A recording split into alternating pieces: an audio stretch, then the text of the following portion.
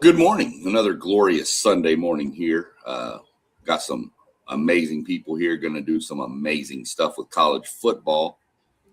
Going to take a look at some breakout players we're looking to watch for the year. So we'll get into that a little bit here in a second, but let's go ahead and introduce the squad we've got joining us this morning. Right now, we've got the CEO of WTP Sports Dudes, Mr. Robert Brown. How's it going over there on Sunday? Everything is going fantastic on this Sunday morning. Glad to see you two here this morning. Hopefully, we'll get another WTP Sports dude or two on here this morning. But I'm glad to see you both having a good Sunday morning so far. For sure. Hopefully, definitely a few more will pop on here. Maybe they get rolling a little bit. So we introduced the CEO. Now let's introduce the COO, the Chief Operations Officer, Mr. Postgame. What's going on over there in your world today? Man, it is all good, man. I'm excited to be on with you fellas as always, man. Had a good time yesterday with my children. Got to kick it with them and go a few places. Now I'm here to talk some sports. Let's get it, fellas. You know, we're going to be rolling through your neck of the woods next, not this coming weekend, but the next one. We got to go over to Missouri. We're going to be rolling right through Indianapolis. Yeah, man, just know Texas A&M gear and you'll be fine. No, we're actually planning on stopping back at the Speedway because any of the NASCAR is going to be racing there that weekend. We're thinking of stopping there on the way back. Nice. So, well, other than that, again, great to see everybody. Like to see everybody in the chat. Drop your any offensive and defensive breakout players y'all might have in the chat. But we're going to go ahead and jump into this. So we're just going to look at some people we're looking at around the country for breakout players. Now, breakout players doesn't mean Arch Manning. Okay, he's not a breakout player. CJ Carr is not a breakout player. We're talking about under the radar people that could, by the end of the season, you'll know who they are. So that's what we're going to do here today. And we're going to kick it off with Mr. Robert up there with give me your first offensive breakout player. My first offensive player that I want to talk about is Trent Mosley, wide receiver out of USC. I feel like with the departure of Malachi Lemon, they're going to need a guy who can step up and take some of that reception production on, and I think he's going to be the guy. They got another guy as well that I might get to mention later on, but I really like Trent Mosley, the wide receiver. I think he's going to be a breakout player for USC this year at wide receiver. Yeah, that's a loaded wide receiver room at USC too, with all the recruits they brought in. So, and with what they lost, somebody's got to step up, and you never know what you're going to get from a true freshman. So. That's a solid pick right there. That's definitely a good pick there. You got anything on Mosley you want to throw in there post game? No, somebody in that USC wide receiver room has to step up. Like you mentioned, I know they're extremely talented, but they lost some really huge contributors at the wide receiver room. So Trent Mosley is definitely one of the guys I got my eyes on to step up and fill those roles. For sure, 100%. Well, let's go ahead and jump into your first offensive breakout player. Yeah, I mean, I know he's somewhat known, and I'm looking at the TCU transfer. I'm gonna go with Josh Hoover at IU. The reason why I picked him for a breakout player on offense across the nation is he's in a better situation with Kirk Cignetti. If you look at Kirk Cignetti's first two transfer quarterbacks being O'Rourke and then of course the Heisman winner Mendoza, he elevated both of their games. I expect him to do the same thing for Josh Hoover. 29 touchdowns, 13 interceptions last year at TCU. I expect those interceptions to go way down, and I think he's going to have a humongous season. He might even be a dark horse for the Heisman candidate. Wow, that's pretty high praise there. Hoover had a good season, obviously at TCU last year. It's a step up in competition in my mind, moving into the Big Ten. So we'll see what he does, but that's a pretty good pick there. You got anything on Hoover, Rob? I really like Hoover, and I think once he gets in a system that is so freaking technical and so freaking disciplined, it's going to allow him to really improve his game. I think we had seen a few times last year at TCU where he might have been a little sporadic, a little inconsistent. But I think in this Indiana system under Cignetti, the discipline that they play with, the attention to detail that they play with, is going to make Hoover look so much better than last year. And I think he's going to be an unbelievable player. He has weapons all around him. I'm anxious to see him as well post game. I think that's a really good pick. Yeah, that is a solid pick. And you're spot on, Robert, with the attention to detail. If y'all remember back in spring ball, what old Sig did with Nick Marsh with the shoots, he doesn't play that. He knows blue collar. That's just what you're going to get from him. So that's a really good pick for Hoover to have a breakout. I really would see that. We did have, who was it? Northside Roger throughout. I believe post game you put this up, or Rob, one of y'all. Well, went with Simeon Price, a running back from Oregon. Well, it was his breakout, one of his breakout players. So that's not a bad pick either. I mean, Oregon's got the weapons to do it. They're just going to have take some pressure off of Moore up there. And the running backs, y'all know running backs help take pressure off quarterbacks. It's a good pick there. I went with a running back. I went with E.J. Crowell from Alabama. Last year, if you remember Alabama, what was the talk we all said? They can't run the ball. They can't run the ball. They can't run the ball.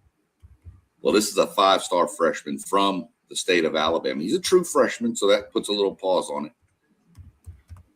So I went with him because with projected Keelan Russell being the starting quarterback, he's going to have a running back behind him to help.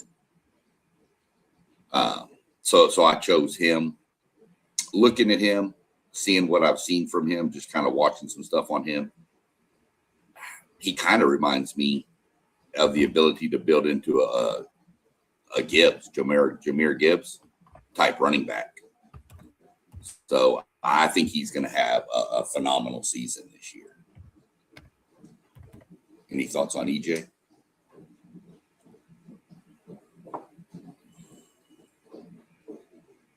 And Doug dropped in Keelan Russell, which, I mean, I think we all already know. So he's going to have to win that job, right, Keelan Russell? Is he going to be in a battle or competition with somebody? He is, but I mean, I think it's kind of one of those, we need to play him or we're going to lose him. And you don't want to lose a talent like that. It's NFL terms. You draft the number one quarterback. Your fan base wants to see that guy on the field, right? You drafted one of the best quarterbacks coming out of that class recruited wise. And, the fans want to see him to see what he can do. At some point, you have to see what he can do, or else you're going to, in this day and age, he's going to be gone. And he's probably going to come back and bite you when he leaves. So that's kind of my thought on Keelan Russell is I think you have to give him a shot no matter what, in my opinion.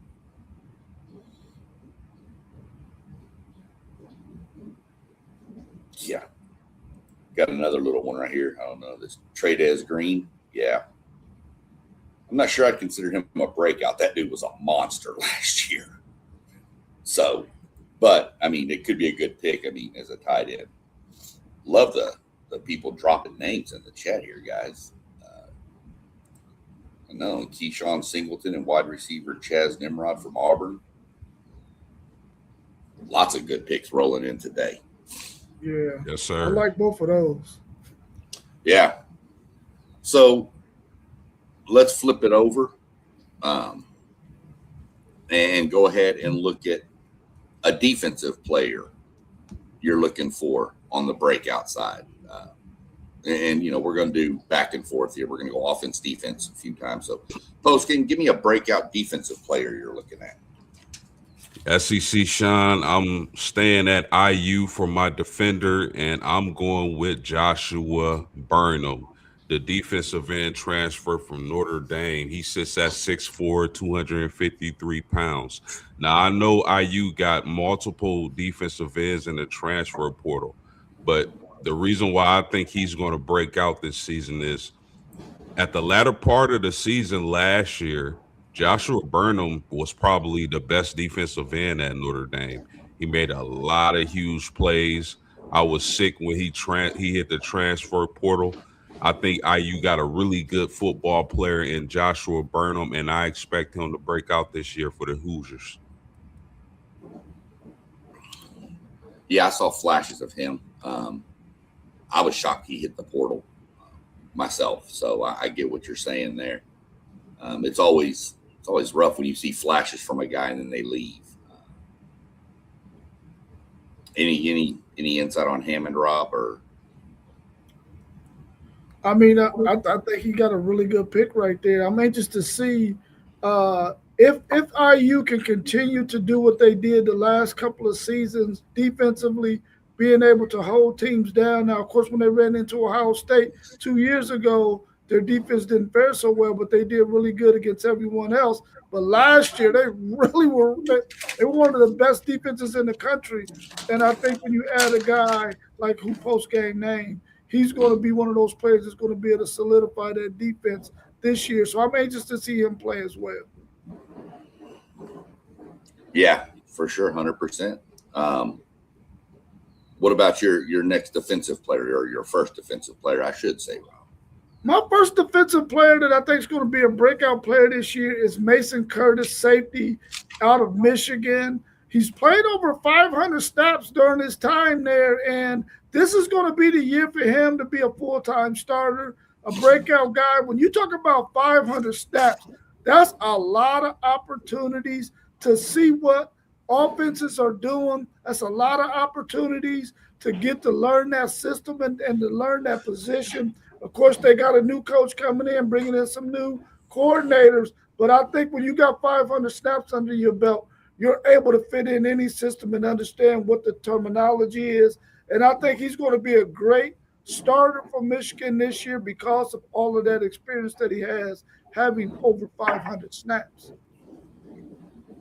Yeah, having that many snaps under your belt does nothing but just lean into experience, leadership type, versus it doesn't matter what level. If you're playing, I don't care if you're playing junior high football, if you've got 500 snaps under your belt, you've got some experience, you know how to read things.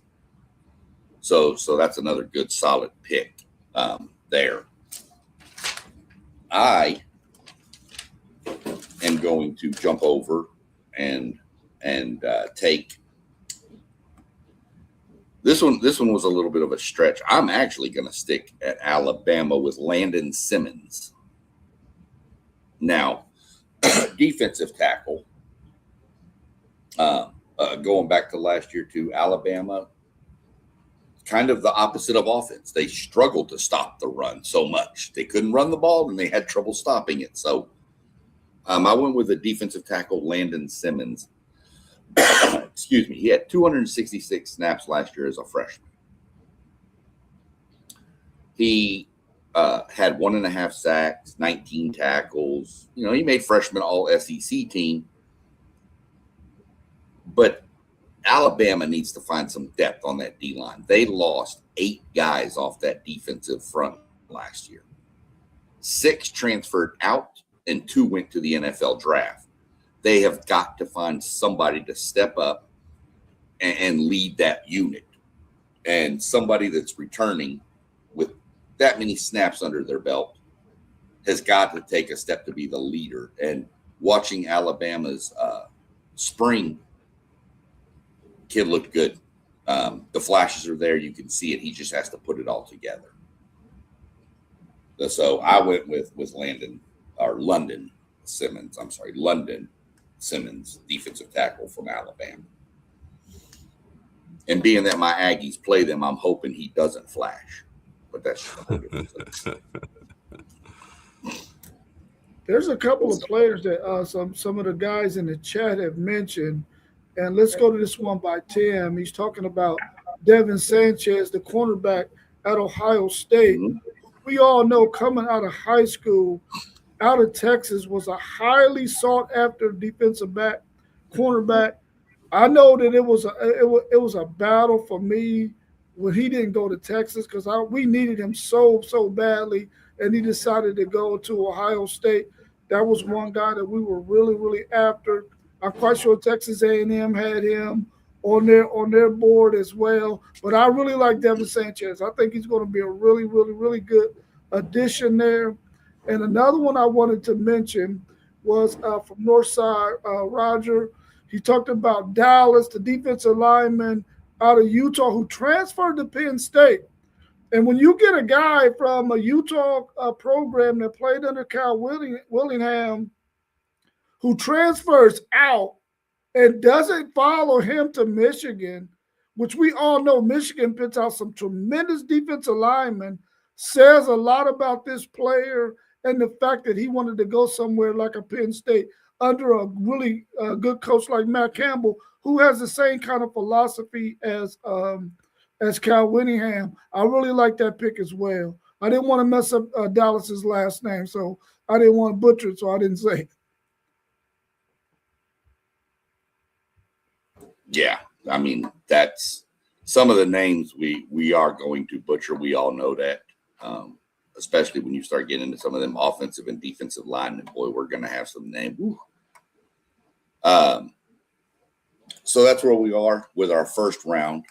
We'll jump over to the second round and let Rob lead off with your second offensive breakout player you're watching. My second offensive player that I'm really going to be watching this year, and we got to see glimpses of him last year, was Andrew Marsh, the wide receiver out of Michigan. I think there were times when the Michigan's offensive coordinator went away from Nick Marsh, especially when the head coach was on the sideline. When the interim was in, we seen a lot of Andrew Marsh. But whenever the head coach was on the sideline, we didn't see so much of Andrew Marsh. And I think this year we're going to see a really good production from Andrew Marsh. I think they understand that they got to get the ball in this young man's hands, much like Miami's going to do with Malachi Toney. I think he might not be Malachi Toney, but he's definitely pretty close. I think in the open space, this guy can make some things happen. And I think Michigan understands that. I know Kyle Whittingham is going to be able to use him as a weapon. So I'm looking forward to seeing what Andrew Marsh does at Michigan at that wide receiver position. Yeah, Andrew Marsh is somebody that's going to have to step up, I believe, a little bit out there. So I like that pick a lot for somebody to break out. I like that one a lot. Post? Yeah, SEC Sean, I am going to Louisville as my for one of my breakout candidates, and I'm calling Lincoln Kingholz, the transfer quarterback from Ohio State. He's 6'3", 214 pounds. Now, he was in a close battle with Julian Sayin for QB1 at Ohio State. He doesn't win the job, obviously, transfers to Louisville. I think he brings a little bit of rushing upside, and then having him under the Braun brothers, and we know what the Braun brothers do for quarterbacks, and you add his talent with the Braun brothers, I think Lincoln Kingholz, the quarterback from Louisville, is going to have a breakout season this year. Yeah, that's one of those, anytime you are at Ohio State, obviously you're very talented. And when you're battling Julian Sayin and ultimately lost the job, it definitely makes it noteworthy. And then transferring to a Louisville, that kid, he could have a hell of a season. That's another solid pick there post game. You got any thought on the transfer quarterback over there, Rob? Man, anytime you can push a Julian Sayin for a starting position in fall ball with an opportunity to be called the number one guy, and we've seen what Julian Sayin did last year, this is one heck of a pick. And I'm telling you right now, Lincoln Kingholz is probably saying his prayers every day, thanking the Lord above, because he landed in one of the best spots possible for any big-time quarterback, because them Brown brothers can coach their tail off, man. And I think he's going to be phenomenal this year. He has weapons all around him, too. Probably the best running back in terms of home run hitting running back in Brown. And I also believe that they got that wide receiver back that was the guy that went to all the time when in pressure situations. I think this Kingholz as quarterback for Louisville is going to be a phenomenal thing this year. I'm going to be watching Louisville closely because I think they can put some pressure on Miami and try to get that ACC title under their belt. For sure. For my next offensive pick. Good evening. How's everything going? I didn't even catch you pop in there, Moss. Sorry about that. I'm over here. I got work blowing up my phone, so I'm trying to do a little bit of everything. So didn't even catch you. How you doing over there today?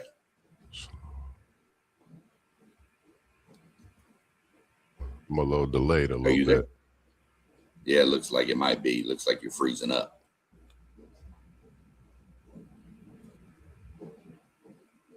All right. We'll get back to Moss when he rejoins here in a second and bring him in. We'll let him kind of catch up a little bit. But my next offensive is I am going to take Ethan Davis. He's a tight end out of Tennessee. Obviously, the Joey Aguilar situation, not being able to come back, Tennessee's got to figure out their quarterback. As I mentioned with the running back for Alabama, a tight end can also be a quarterback's best friend, especially when you've got a new quarterback trying to break him in. We all know Josh Heupel can coach up quarterbacks. We know that for a fact. So I went with Ethan Davis. Missed a little bit of time, but very solid, flashy, got good moves. More of the receiving tight end more than a blocking tight end. So I think he's going to be a big safety blanket for whoever decides to play quarterback at Tennessee. So I think he could have a really breakout season this year and kind of put his name on the map as one of those tight ends that, kind of surprises and just comes out of nowhere for us. So that's where I went with Ethan Davis. Yeah, that's a good pick, man. One thing that stands out about Davis is his size at 6'5", 240 plus pounds. That definitely can be a quarterback's best friend moving down the middle. Yeah, I like that pick as well. If he can get to the point where his inline blocking gets to be to the point where he can be on that field all day, he becomes an even more dynamic weapon, because at that point, you don't know what he's going to do, and he can creep off that line, especially because Heupel is going deep a lot of times, and if he can draw those defenders deep and drop something underneath to that tight end, Ethan Davis, that could be a monster play for them. A guy who has that size, speed, can get down the field once he gets that catch. And I think that's a really good pick. I'm anxious to see him as well. Well, we seem to be having some technical difficulties still with Mossberg. There he is. Are you here now? Still got a delay going, it looks like. It might be the background, bro. It might be. I don't mind. I do apologize. Difficulties. Yeah, that's what I'm about to do. Switch the background up. I'm about to go out and come back in. All right, we'll get back to you as soon Is it as still acting up, or how does it sound now? I mean, it sounds okay now, but you're a little kind of robotic. So we're going to play some catch up when Moss jumps back in. But while we're waiting on Moss, let's go ahead and roll over and shift down to post game down there. Give me your second defensive player. I'm gonna stay at Louisville for this pick, SEC Sean. Okay. I'm going DJ Waller, the cornerback transfer from Kentucky. Now, the reason why I like this guy, he stands at 6'3", 210 pounds at the cornerback position. The last 2 years, he only played a combined 9 games, so he has to stay healthy. He has to stay healthy for sure. But I believe if Waller is to stay healthy at Louisville with the pass rush that they're going to deploy this season, I think he's going to have a lot of opportunities to make plays in that secondary. And again, standing at 6'3", 210 pounds, the young man stays healthy. I believe he's going to ball out this season and break out. Pencil me in for DJ Waller, cornerback, Louisville. Yeah, solid pick there. I like the transfer from Kentucky over there. Kind of weird when you see a player, transfer from one rival to another. It's just weird to see it, but 100% for sure like that pick. Well, now it seems we have gotten everything worked out technically here with Mossberg of Level Up Sports 10. So without further ado, how you doing over there today?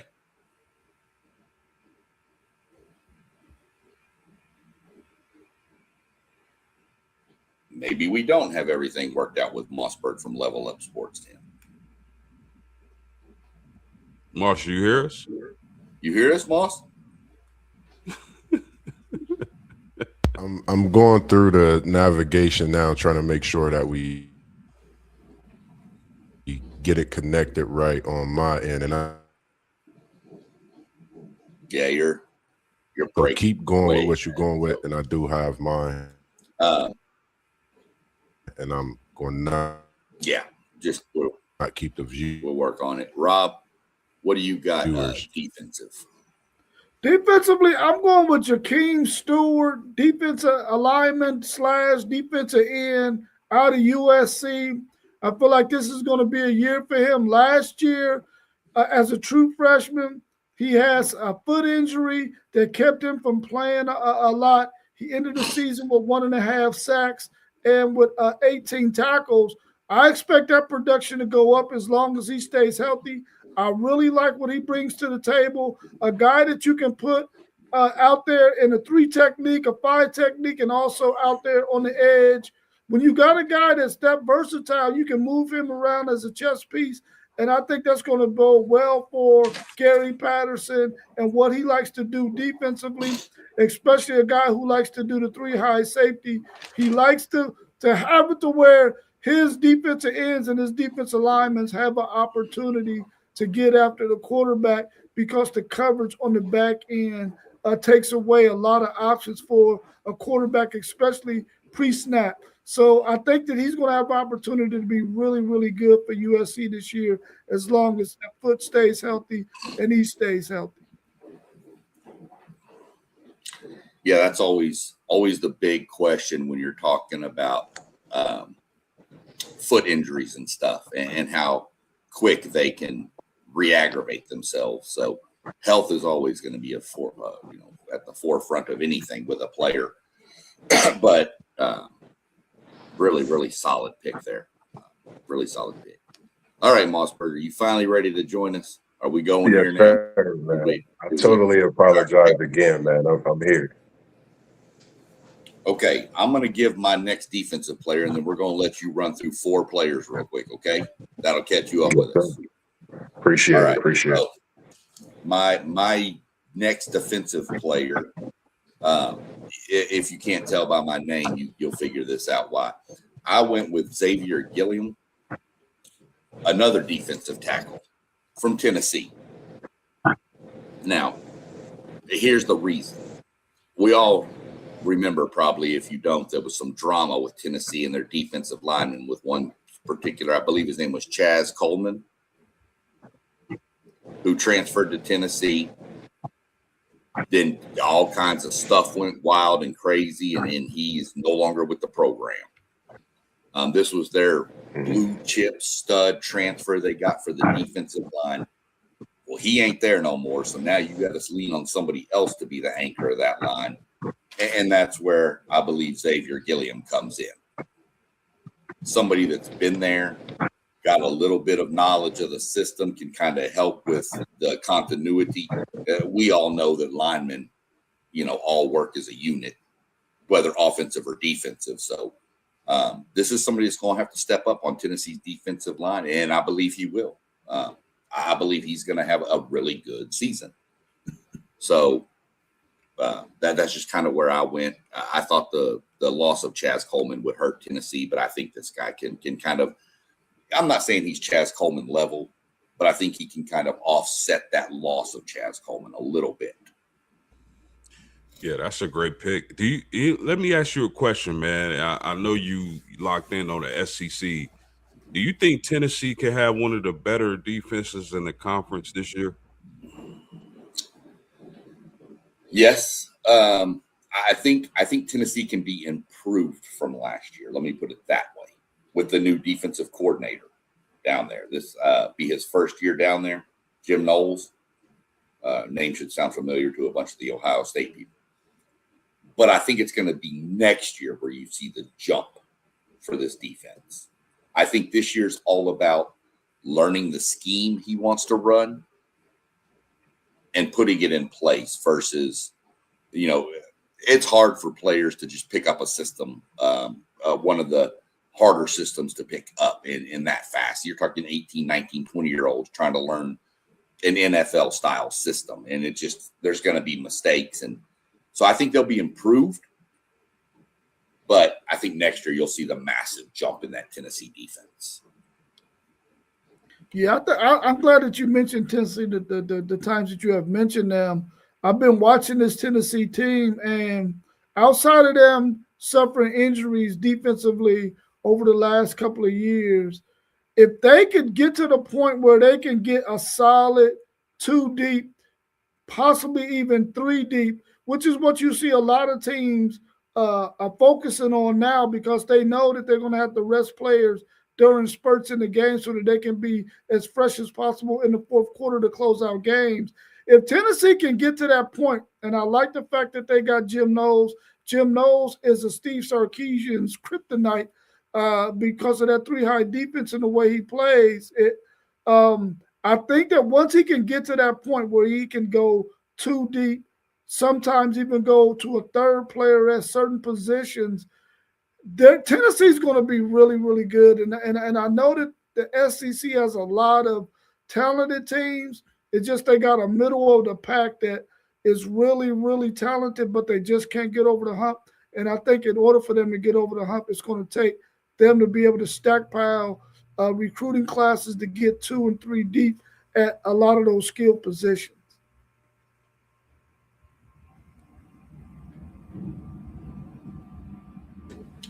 %. So, without further ado, let's go ahead. Mossberg, go ahead and run through me 2 offensive breakout players. Give me the player and then the team. My first offensive player on the side for the Oregon Ducks, I'm going to go to wide receiver, and I'm going to go Jeremiah McClellan. The reason I'm going Jeremiah McClellan, if we all know when we think of Oregon, we think of Evan Stewart coming back from his injury. But I think no one's speaking of Jeremiah McClellan. Last year, 38 catches, over 500 yards, 557, 3 touchdowns. 14.7 yards a catch is the big difference maker for me when you think about production. And if you think of Evan Stewart earlier in his career, I'm mentioning him because McClellan brings that and more. So when you have a Jeremiah McClellan who can stretch that field over the middle, but his speed on the outside is different. And I think if we really put some of these wide receivers to the test in that speed, Jeremiah McClellan's speed will run off the chart. So he's one of the guys I picked out of Oregon on that offensive side of football. I think is going to make an instant impact and have a heck of a year this year, breaking out in that Big Ten as well as across the NCAA. Put a lot of people on notice. Kind of reminded me of Hollywood Brown when he had that exchange and how his next year he performed and broke out, and everybody knew who he was from that speed. So I'm going to go with Jeremiah McClellan. And then I'm going to surprise people with this one. I'm going to go over to the ACC, a team that's only took a couple of losses since joining in the ACC. They got a transfer at running back from another ACC conference, and it's a reason they got him. I'm going to SMU, and I'm talking about Kendrick Raphael, 1,000-yard running back transferring in from Cal. I think he's the reason that Cal moved last year. And you add that back, who's not just electrifying. You think of his elusiveness, his ability to catch the ball, his ability to be tough.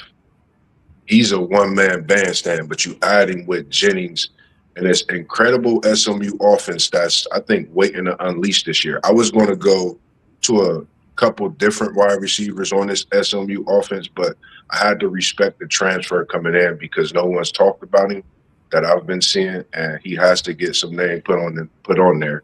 And I'm going to go with Kendrick Raphael out of SMU. I think he can go for possibly about 1,300 yards. He had 20 touchdowns last year, so I think he could get about that, possibly more. So I think this running back room, throughout college football is going to be one to look at this year, especially some of the players that we're talking about on a breakout, the players that with this transfer, they're coming to teams with great quarterbacks and their abilities to be unleashed, as well as to unleash another quarterback's powers and Jennings that I'll say. So I went with Kendrick Raphael. I think he's a great running back. Both solid picks. Not the pick I thought I was going to get for you from SMU there when you said SMU. I got a name at SMU that y'all boys need to know. Goes by the name of Thor. Theo Mellon Ostrom. Yes. Played tight end at A&M last year, transferred to SMU. Look for that kid. So, but really, really good picks there, both of them. Post, Rob, y'all got any thoughts on any of them or anything on those two? I mean, I like that pick when he said Jeremiah McClellan, because I think when you had the injury to Evan Stewart and you had the injury to Decorian Moore during spurts of the season, that's who they went to. That's the guy who stepped up. Now you got a three-headed wide receiver room where if those guys buy into playing all three of those positions, and you can mix and match those guys in different spots on the field. Sometimes you might be in the slot, sometimes you might be in the outside, sometimes you might be on the right, sometimes you might be on the left. With a quarterback like Dante Moore, also with a good solid tight end, these guys can be really, really exciting, man. And I think that's a really good pick by Mossberg, going with Jeremiah McClellan. But I also like the fact that he mentioned Cal. When you're in a conference and you got Cal and you got Stanford, two of the more prestigious academic schools, you got an opportunity to get some athletes who can go to school for 2 or 3 years, get their degree, and then if they still love football, you can find a gym from both of those schools. And I think that's what the ACC conference, some of their teams is taking advantage of, the fact that they know that they can get an older player from a Stanford or a Cal that can come in as a junior, senior, and really go and ball out for them, because they've gotten a lot of play time at Cal or at Stanford, two of the lower level schools when it comes to sports right about now. Well, football anyway, right about now. Yeah, I think Mossberg made some very good picks this morning. I like the pick at wide receiver from Oregon. And listen, fellas, if Oregon is gonna have these elite wide receivers, man, you should like Dante Moore even more as far as Heisman candidates. And the running back at SMU was interesting. I think if he does indeed break out, SMU is going to be better than a lot of people expect them to be. If you pairing that running back with Kevin Jennings. Yeah, that's what's a little scary with SMU. Everybody's kind of looking at them as kind of a dark horse in the ACC, and if this running back fires off, they may elevate themselves from dark horse to real contender. So really solid pick. So real quick, Mossberg, let's run through two defensive players you're looking at. Two defensive players. The crazy thing, I'm staying with these same two teams because I'm putting the world on notice. The reason I'm staying with SMU is because you got to think about the ACC. You don't just come into a conference. You think of Oregon. Oregon came in and they won the Big Ten. ACC, you had SMU. They've been making this playoff picture a lot more difficult these last few years. So respectively, I'm staying there. So when you say offensive, you said defensive side of the ball, SMU, I'm going to DeSoto, Texas. From y'all's background, y'all know who I'm going to, possibly Brandon Booker. You talk about a linebacker that's going to cause wreck.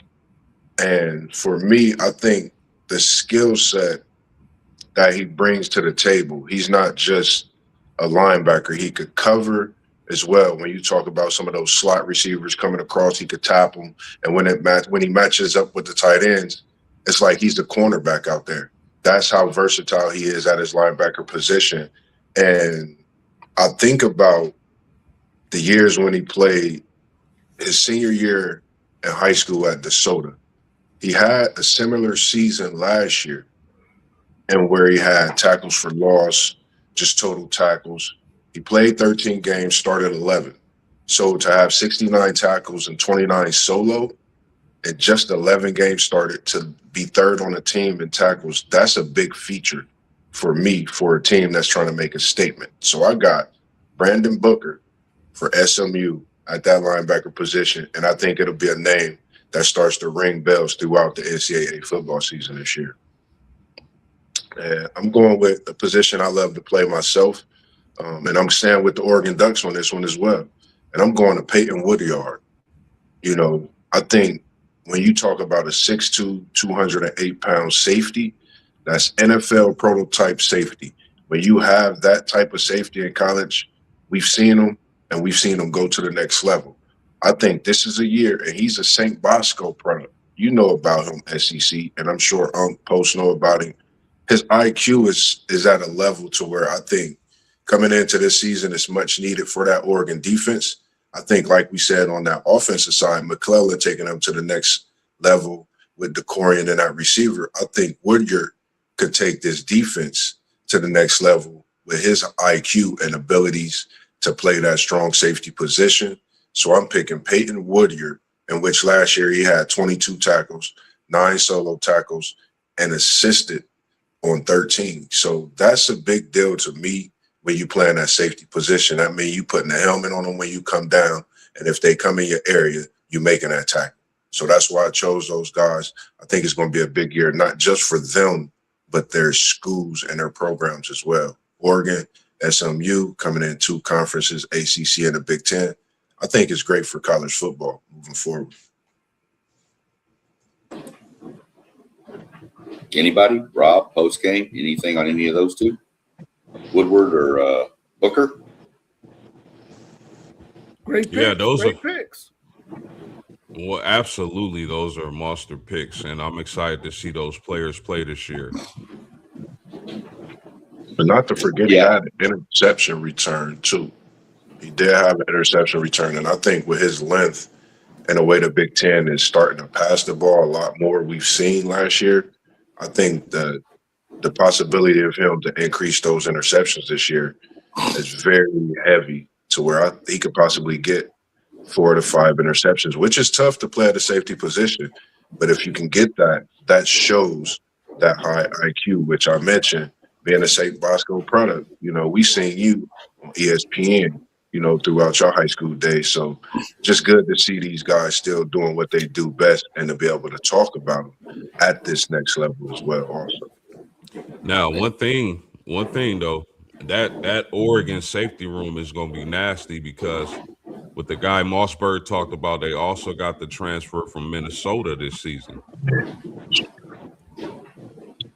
I'm glad you said that. I can't remember his name. I was stuck on his height and that IQ, and then I thought about his pops as well. Shout out to his pops, Gerald. He played at Long Beach State from 88 to 91. And I think when you have, you know, a pops that played wide receiver, you're playing that safety position, the knowledge that you could get from him, you know, I think that, you know, helps that IQ. But like you said, Post, I think this Oregon secondary, probably the best we've seen in this Lanning tenure as well. So this secondary, if Oregon secondary can pop this year, man, it's going to be some college football games that we see that's going to be instant classics as we seen last year as well. Well, I can't speak on the safety from out there at Oregon. I'm not too familiar with him. That's why he could be a breakout player. But your SMU pick, solid. I've watched that kid for years down there at DeSoto High School. SMU was garbage for the longest time. Y'all all know that. But SMU made a point to start recruiting the DFW area, out of Duncanville, South Oak Cliff, DeSoto. All those schools right there near Dallas were winning back-to-back state titles in Texas high school football.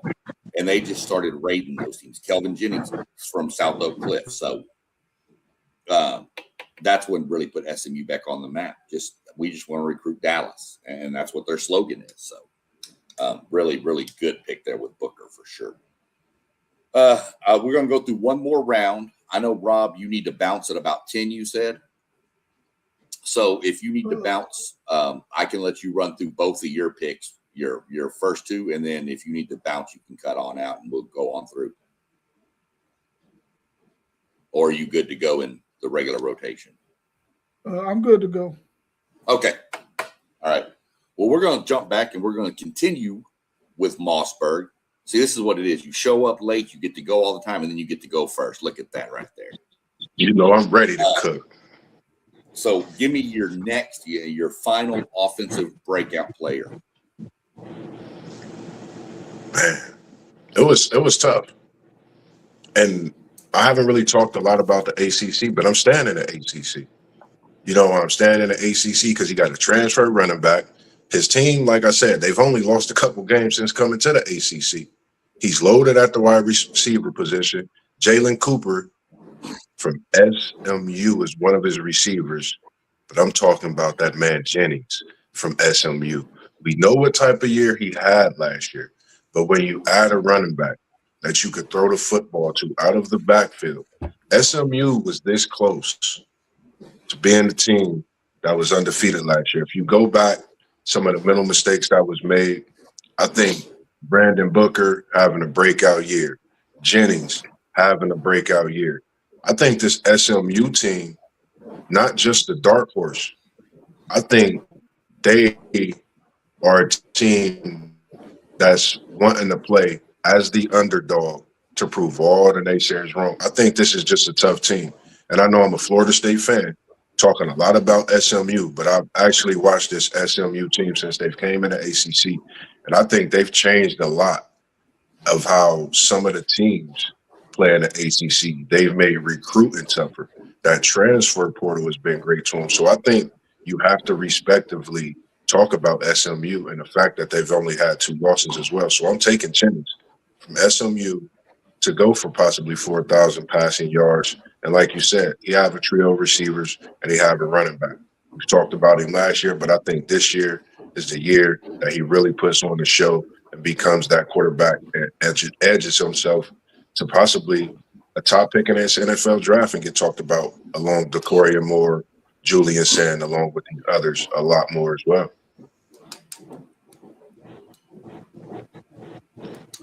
Post game, you got your next offensive player ready to roll? Yes, indeed, I do. SEC Sean, I am going to the Midwest, and I'm looking at Notre Dame, and I'm looking at the running back position. My breakout player is going to be Aeneas Williams, fellas. Now, a lot has been said about Love and Price leaving for the NFL, and those were two dynamic running backs. There's no doubt about that. But when you look at Aeneas Williams, this is a versatile running back. This is a guy who can run between the tackles and who can destroy you in the passing game. Really good hands, really good route runner. Just think back to 2024, that playoff game against Penn State. Jeremiah Love really banged up with a knee issue. Aeneas Williams was making plays down the field on that Penn State defense in the passing game and the running game.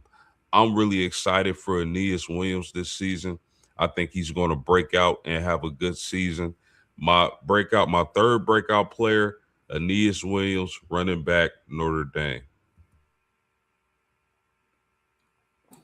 Yeah. Big shoes to fill. Got some big shoes to fill. He's like them Ronald McDonald clown shoes that he got to fill. So we're going to see, but that's a good pick right there for sure. We know Notre Dame's going to have a running back. We know that. So this is just the next in line. Rob, where are you going offensive here? Offensively, I'm going with Ryan Wingo, wide receiver out of Texas. I feel like we saw sparks of him last year. He suffered a couple of injuries. He missed some time, but he still has some sparks out there, and he dropped a lot of passes too. He has some sparks out there where we feel like this year, when you add the additions of Cam Coleman, and if Emmett Mosley can be healthy, you can see a trio at Texas that is going to be really, really good. And I think Ryan Wingo has an opportunity now that the pressure is off of him, because last year as a true sophomore, he was wide receiver 1, and they needed Parker Livingston to step up. This year, he has some weapons around him that's going to allow him to just go out there and be him, not put all this on his shoulders and feel like he got to be the man. He's going to have opportunities to really get that ball in his hands and get a lot of yak yards. And I think he's going to be 1,000-yard receiver, something that we don't see quite often at Texas. But I think this year we're going to get 1, possibly even 2. And I think Ryan Wingo is going to be one of those. Yeah, I mean, I think too much was put on Ryan Wingo last year. I think being QB1 for him, just kind of, he wasn't ready for that spotlight. And I think you saw it with some of the distractions and the drops. But there's no doubt the kid's electric. I mean, you throw him a 2-yard screen pass and he's taking it 90. I mean, he's really, really good. So, yeah, I mean, serious breakout potential there from him. I'm going to stay in the same state. I know that's shocking to everybody. But just going to go to the better of the two schools there in College Station. And I'm going to take – this was tough, though. I had 2 choices here on my breakout player because both of them have underachieved and are due. But I went with Terry Bussey, wide receiver from Texas A&M. This was Mr. Texas high school football from a little bitty school in Texas. Phenomenal athlete. State championship game, he threw a 90-yard touchdown pass. He ran a 90-yard touchdown pass, and he returned a kickoff 90-something yards for a touchdown in the state championship game. Super electric kid, super dynamic, hasn't lived up. Some of that is the juggling of the quarterbacks. You get used to Connor Wegman. He kind of looked good with him, and then Marcel Reed takes over, and it's a different dynamic. Reed was running a lot his first year. But I think this is a year Terry Bussey has to step up. He's not the expected to be one of the big ones out there. You've got Craver, Horton, Ashton Bethel Roman. Bussy can kind of go under the radar and pounce when he's ready. So I think that might help him. It's a good to me that the kid can play wide receiver. He can play running back. He was a quarterback in high school, so, you could have some trick stuff there. So I'm looking for Terry Bussy to have a breakout. I was torn between him and Reuben Owens. They're both on the same level in my mind, but I went with Bussy just because I think he needs to do something.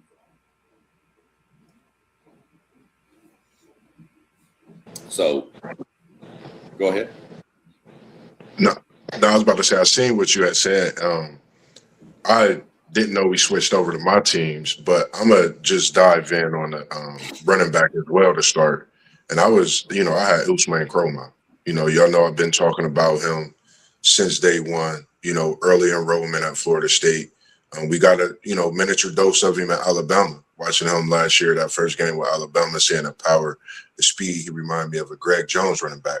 People didn't realize how big of a player and how great of a running back Greg Jones was, who went to play in the NFL. And I think this is his year to go above the ceiling.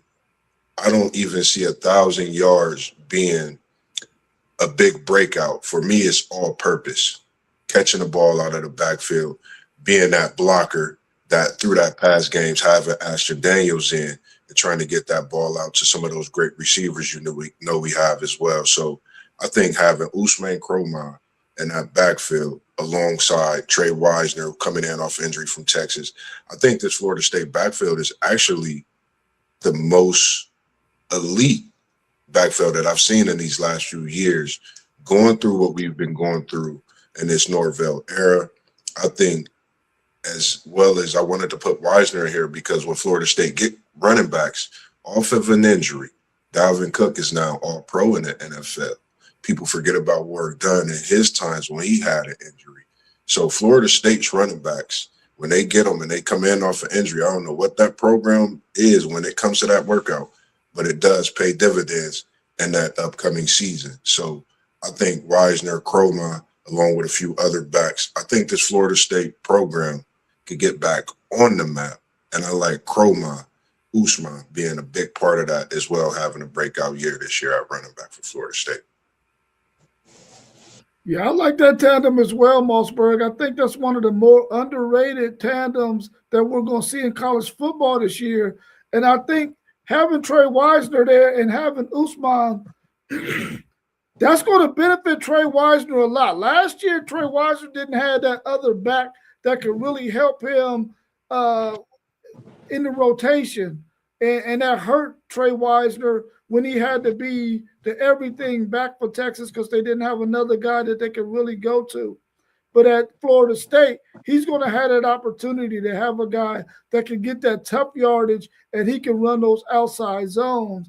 I think this is going to be a really dynamic tandem. I can't wait to watch them run. Excited myself, for sure. Did you want me to go to the other offensive side of the ball? You tell me, SEC, because when we talking about Florida State, my burning, it gets to going. Ready for this season for sure. That's what we were doing. We're going to get to the defensive side next. We picked one for offense, one for defense. Moss trying to stack the Can I just say Deuce Robinson one time? Can I just say Deuce Robinson one time? You know what I mean? Player, though. Come on. Just like people mentioning Colin Simmons. Colin Simmons ain't a breakout player either. Colin Simmons already broke out. So let's go to the defensive side. And this time we're going to jump down to the bottom right with Mr. Post Game. Give me your defensive player there. Yeah, the guy that I believe is going to break out is coming from the University of Notre Dame on the defensive side of the ball. And I'm going with Bryce Young, fellas, 6'7", 270-pound defensive end, opposite of Boubacar Traore. Listen, Bryce Young is highly touted coming out of high school. This is his junior year, I believe his redshirt junior year. He's been a really good player for Notre Dame, but his stats don't quite show it yet. I believe this is the year his stats show it. Again, being opposite of Boubacar, the Fighting Irish getting really good players in the interior of that defensive line is going to make it a lot easier for him to rush the passer and get tackles for loss. Really long arms, man. I believe in Bryce Young. His dad is an NFL Hall of Famer, and Bryant Young, my breakout player, my last breakout player of the year is the 6'7" defensive end from Notre Dame, Bryce Young.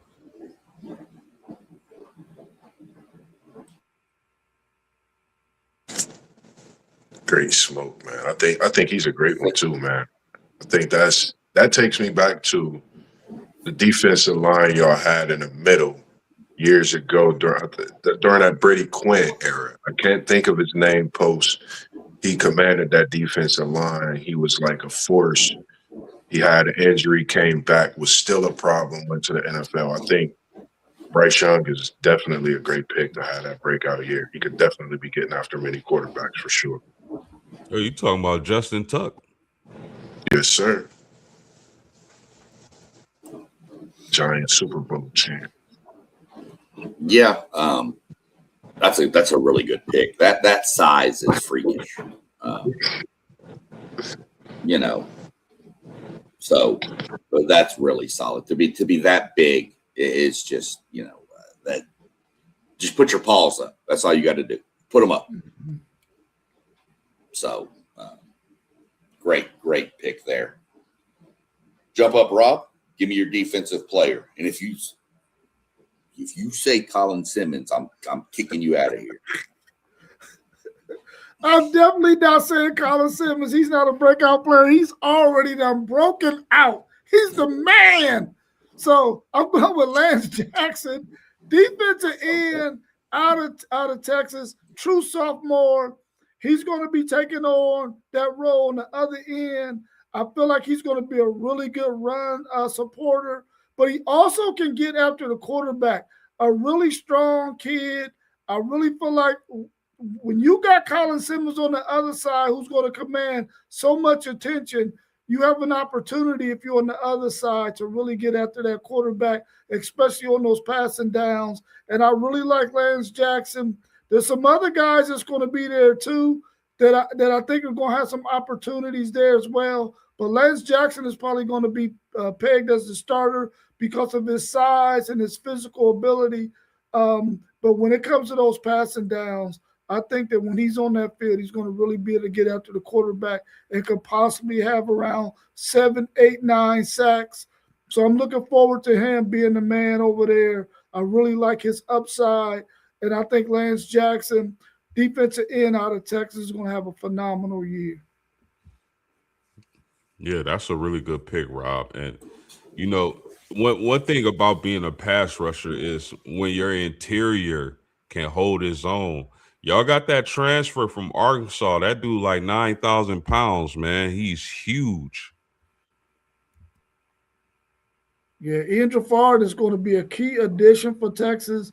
A guy who is mainly a zero technique right over the center, but he's going to command so much freaking attention. And those small linebackers at Texas are going to need that because a guy like Ian Trafford being able to take on double teams and still be able to hold up the line of scrimmage is going to allow those smaller linebackers to just hunt and get tackles. So I really like that. And I think that's going to help Lance Jackson as well, because you're not going to be able to double team him. You're going to have to put the tight end on Colin Simmons' side to chip him and double him. So Lance Jackson's going to have an opportunity to run free because of the additions that Texas have on that defensive front. Yeah, that's a good solid pick there. And you're right. They're going to need something up front to kind of, I don't want to say hide the linebackers because their linebackers are a little smallish. Yeah.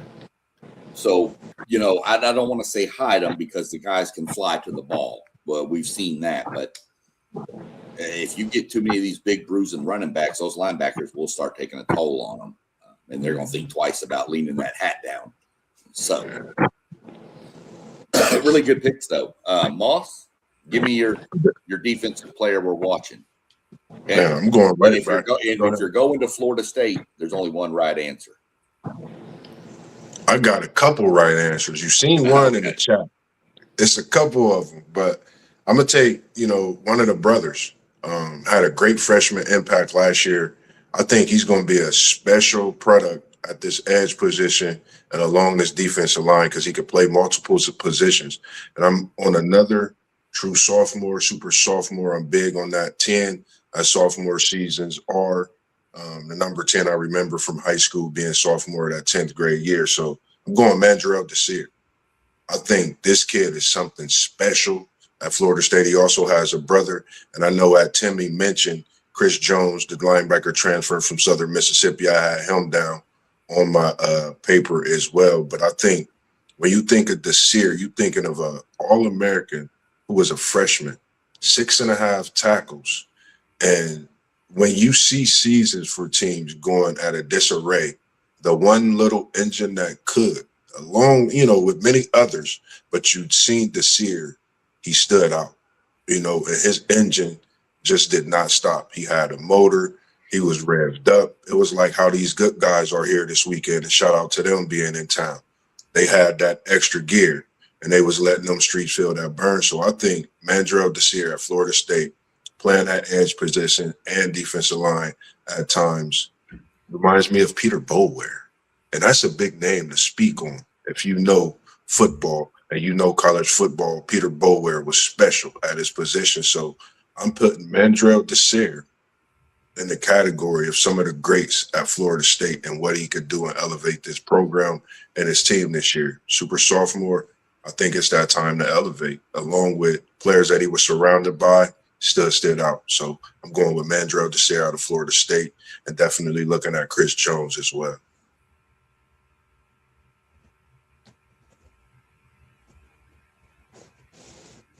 Yeah, that's good. I'm going to throw you a Florida State name that you better watch there. Rylan Kennedy. Oh, yeah. Edge from A&M that transferred out there. Yeah, he's on my radar. Man. That kid is freakish. The talent that we have is pretty crazy with like you said, like Kennedy, certain players, like I wanted to, like with him transferring in, like I'm gonna hit on him in a different way because I think he could bring something special that gives Desir the ability to be able to play that edge position, shuffle along the line. Because like you said, Kennedy, he could play different areas, and it's like they starting to move and find the pieces at the right time, but it's just going out in the field and putting it together for me. And I think having him, as well as Chris Jones, the growth of Jabril Rawls in the secondary, every level at Florida State, I think this is a year with some players coming into their own position and could definitely increase into a great season defensively. For sure. Well, my last pick, I'm going to stay where I went last time. Had a tough one with this. Y'all tell me if you think this is a breakout candidate because the kid played last year very well. I went with Ray Coney, linebacker. He had 120-something tackles last year at Tulsa, but he was at Tulsa. Now he's in the SEC.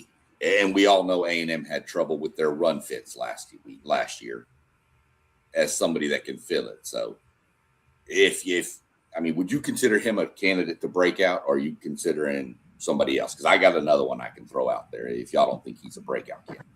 I do. I think that is a breakout candidate because the thing for me is that it goes to another level of play. He hasn't done it on this level. I think he can, but he has to show and prove.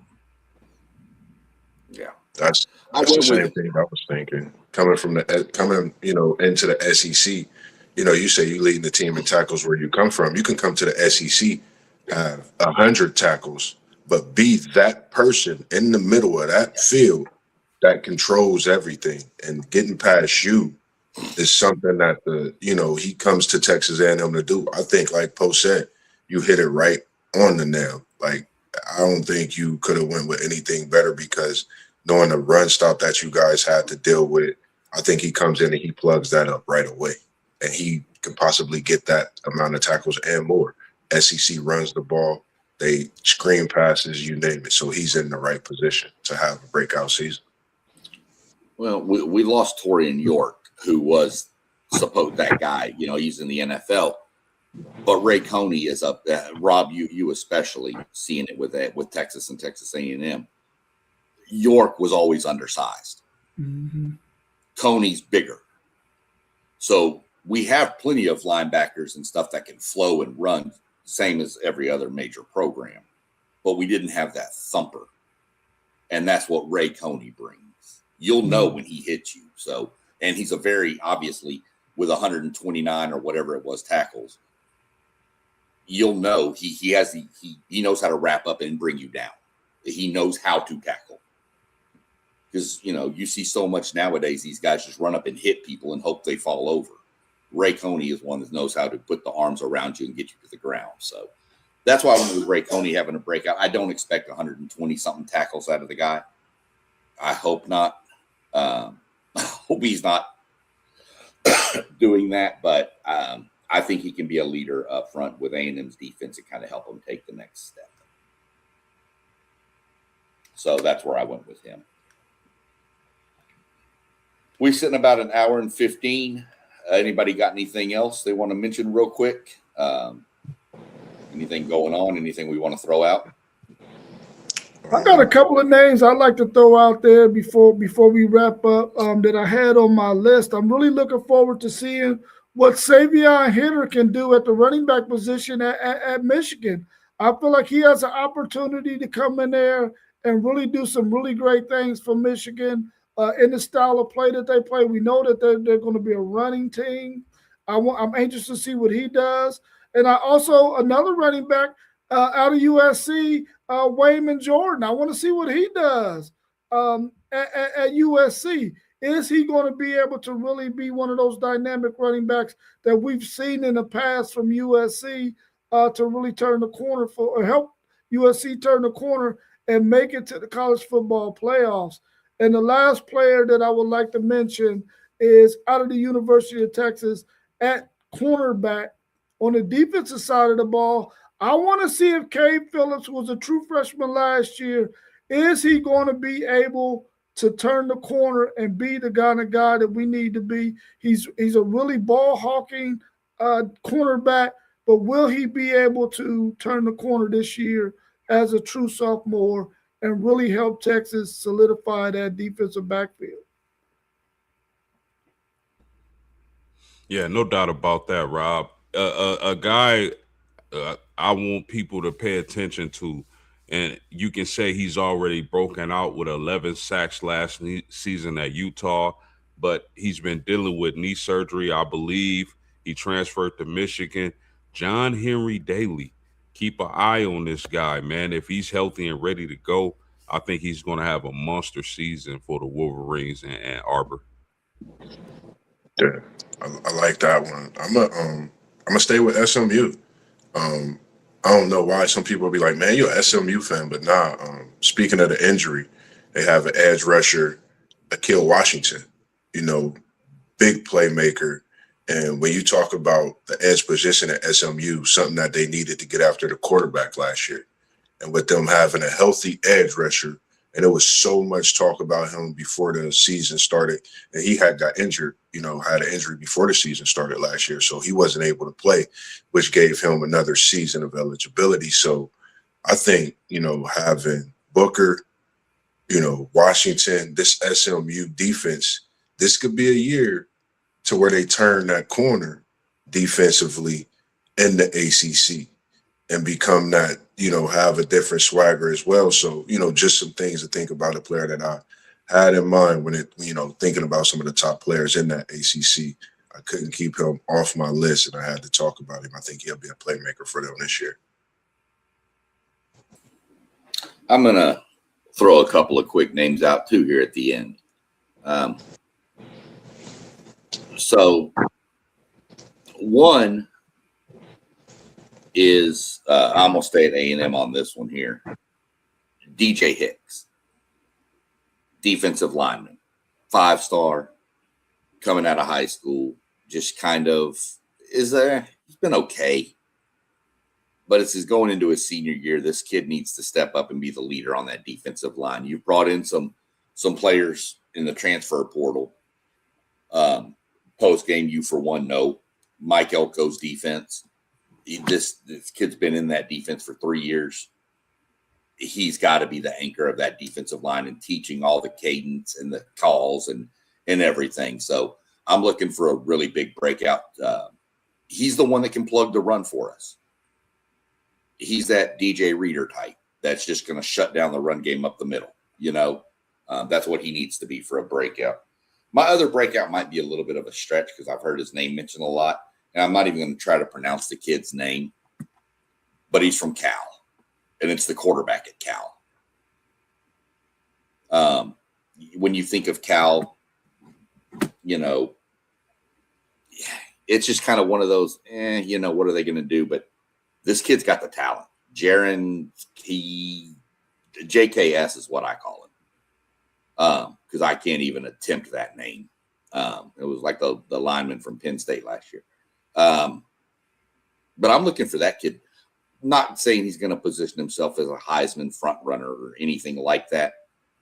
But he's somebody I'm watching that can put up some crazy numbers and have a hell of a year. So I want to keep an eye on him too out there in Cal. I'm glad you mentioned DJ Hicks because I totally forgot about DJ Hicks, man. I know coming out of high school, Texas wanted him so badly because at that time, Texas was having a lot of issues getting guys in the trenches. And so they needed somebody like him to fill that void. But, of course, Texas A&M won that battle. But I forgot all about DJ Hicks. I hope he has a breakout season this year. He deserves to because he's a guy who stuck it out at A&M. He didn't leave, but he was a highly sought after defensive tackle coming out of high school. So I definitely want to see DJ Hicks ball out this year, except not in the last game. Yeah, we're kind of both on that. I mean, I'd like to see Colin Simmons decide to just take a break in the last game. It's fine. But yeah, I mean, that's true. Coming out of high school there, he was crazy. I remember watching him in high school, and he just dominated the defensive line. So other than that, anybody got anything else you want to throw out real quick, or are we good to roll? What do we want to do here real quick? Go check out the website, WTPSportsNews.com. Everything has been updated. Go check it out.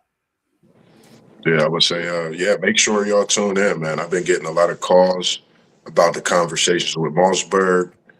I'm glad to announce, I'm not going to tell you. Just stay tuned in to Level Up Sports 10 Instagram and all the updates. I got a big conversation coming this Friday, man. My heart's bubbling, my chest's bubbling. Got a phone call yesterday, man. And when I say this interview has been a process I've been waiting to bring it to, and I can't wait to bring it to you this Friday evening. It'll be at 6 p.m. or 7 p.m. Definitely stay tuned. And I'm just not airing it out yet because, everybody going to try to get a shot in this interview. But I think this is a special one. Me and this gentleman have known each other for quite a time. Great basketball player, great father, great man in general himself, as well as a now basketball coach as well, leading some of the youngsters throughout the city and state to what he know and what he did. And I'm going to just give you a hint. He went to a college and he just not took on everything that he had to take on being a great freshman, but he continued his years and became successful in what he did at that university. I'm just so happy to bring this conversation to, and I can't wait till this Friday's episode of another conversation with Mossberg of Level Up Sports 10 as well.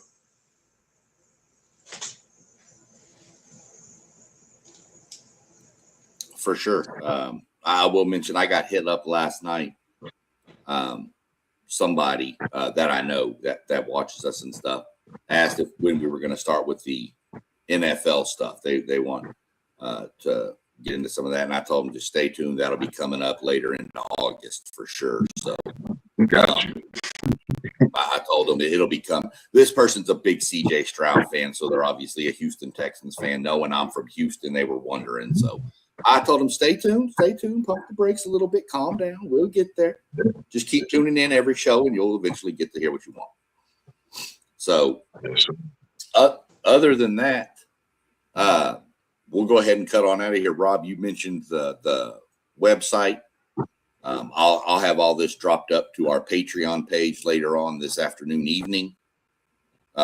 We got post game down there with the post game 86 podcast, and doing a lot of Notre Dame stuff. Dropped something last night too. I need to go check that one out. Dropped a banger. Moss over there, Level Up Sports 10. We got Moss down there. All the other channels are scrolling down at the bottom with Parlay Poe. We've got One Take Zay out there. Go like, subscribe, follow, hit the notification bell. You'll know when we go live. So if you want, any college football chats coming, we got conversations with Moss. We're going to have some NFL breakdowns. We're going to be covering the whole topic of it all. So y'all go like, subscribe, share, hit the notification, and let's get this thing popping. And other than that, we will catch up with y'all on the next show. As we always do, man. T1, he say we was in the building. We appreciate what you did today, SEC Sean. Great job hosting, doing what you do. We was in the building, and now we out. We appreciate y'all. Peace. Yep. Peace.